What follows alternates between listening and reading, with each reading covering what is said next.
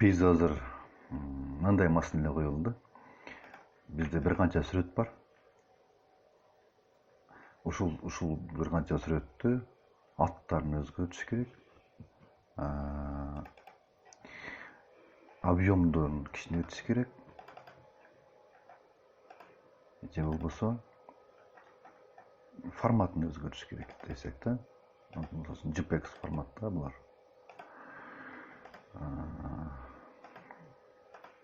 Эми бизде эгерде 5-6 сүрөт болгон болсо, анда алардын форматын өзгөртүп, же болбосо размерин кичинертип, ал оңой эле турат да. Эгерде бир 100 жакты же бир 100дөн да көп сүрөт болгон болсо, андай кандай алабыз? Анда биз мына программаны колдонобуз. Ал үчүн Fastone Image Viewer деген программа бар. Fastone программа ушуну колдонобуз да. Мындай нерсе. Бул программанын неси жакшы. Чоң форматтагы сүрөттөрдү кичинертет, размерлерин адам өзү каалаган размерге кичинертип, чоңойтуп, расширенияларын өзгөртүп алса болот да. Азыр мен сүрөттөрдү тандайм. Так. Менде кай жерде сүрөттөр бар эле.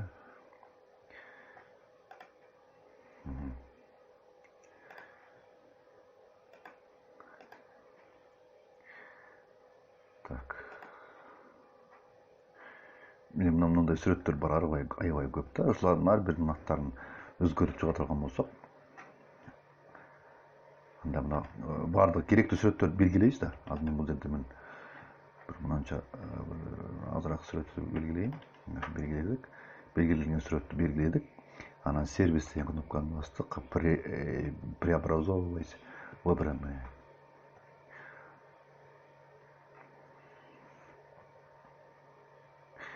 Мына бул жака түштү. Азыр булардын бардыгы PNG форматта да бар экен арасында. Так, GIF форматта бар экен, JPEG форматта бар экен. Бардыгын азыр биз JPEG форматка өткөзөбүз. Ал үчүн мына жака өткөздүк. Керектүү сүрөттөрдү бул жагына өткөздүк да, оң жагына формат JPEG форматка өткөзөбүз. Анан выходная папка аны көрсөтүшүбүз керек, кай жака чыгат. Биз бул сүрөттөрдү эмне коелу азыр. Так. Бир папкага таштап коелу. Documents деген папканын ичинде, жок, нет, изображение алып коелду. Изображение деген папканын ичинде IMG деп турсун. Ушул IMG'ге после деп коелу. Ушул папкага таштай турган болот. Форматты белгиледик. Выходная папканы белгиледик. Изменить настройки размеры. Размер кандай болуш керек? Мына стандарт размерлер бар өздөрүнүн. Эми бизге керектүү размер боюнча 1/600. Же өзүң керектүү программа болгон болсо, размерди мына жерде белгилеп алсак болот. 100, ширинасы 100, высотасы 20 кылып. Мен азыр буну 800-600 кылайын. Стандарт размер. Сохранять пропорции галочка турсун. Смарт обрезка результат с точной шириной высотой. Окейди бастык. Анан мына жерде стартты басабыз. Кеттик. Бул жерде сурайт, азыр мына жерде JPG деп турат. Ушундай ат менен JPEG деген форматта бирөө бар экен да. Эми дагы деп чектеп кое берели. Ал бүткөндөн кийин бардык сүрөттөр мына IMG папканын ичинде после дегенге кирип түшөт.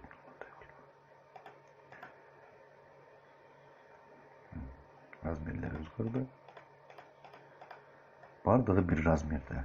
Бул жерде 800 размерди көрүп турат, 800-600. Бул дагы 800-600. Бул дагы 800-600. Объем кичинейди, размер 81-8 килобит. Размер 800-600. Так.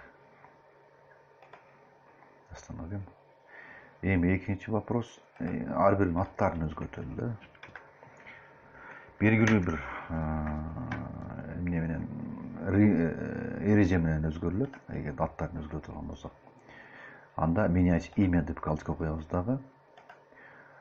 Фото дейбиз дагы. Фото 0102 болуп кетет. Жерде фото тандаган болсок, бул жерде эмне болгон болсо, өзүң билбейт экен. Кандай болот?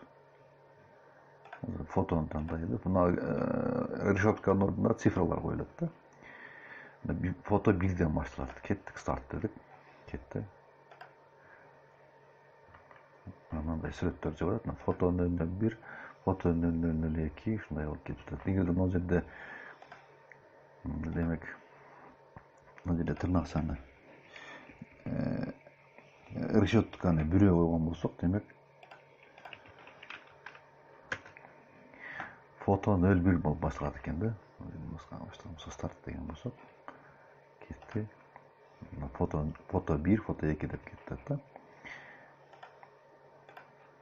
Так. А эгерде биз мынаны кылган болсок, андан бул bir üstü koyalım. Bir sıfırdan başlasın da. Gittik. Foto öyle ki. Image de at koydu başladık. Image de. Настройкасынан ыңдап тандап керектүүсүн анан кылышыңыздар болот экен. Спрашивать при перезаписи. Эгерде ушундай сүрөт бар болгон болсо, уже сакталган болсо, анда сураш керек. Расширение файла заглавными буквами дейт. Ал деген, JPEG деген кичинекей таңба болуп атпайбы, ал мындай чоң таңба болуп атат, JPEG. Мына ушундай түшүнүктүүлөр менен түшүндүрө алдым деп